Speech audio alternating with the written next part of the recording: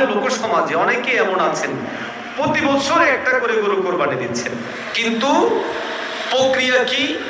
এই বছর গরু কোরবানি দিয়ে আব্বা জীবিত আছে তো এই বছর গরুটা আব্বার নামে কোরবানি হবে, পরের বছর মায়ের নামে কোরবানি হবে, পরের বছর বড় ভাইয়ের নামে কোরবানি হবে, এর পরের বছর আমার নামে। এখন প্রশ্ন হলো, বড় ভাইও জীবিত, বাবাও জীবিত, মাও জীবিত, আপনিও জীবিত, বিবি তিনিও জীবিত এবং প্রত্যেকেই নিসাবের মালিক। চাইলে একটা গরুতে 7 জন পর্যন্ত নাম দেওয়া যায়। শরিয়া ইসলামিয়া এতটুকু ছাড় আমাদের জন্য দিয়েছে। তিনি চাইলে প্রতি বছরই 7 জন ব্যক্তির নাম এখানে দিতে পারতেন এবং 7 জনের পক্ষ থেকে ওয়াজিব আদায় হয়ে যেত।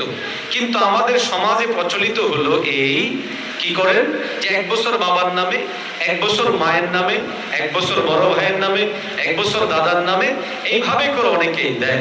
এটা একটা ভুল প্রক্রিয়া।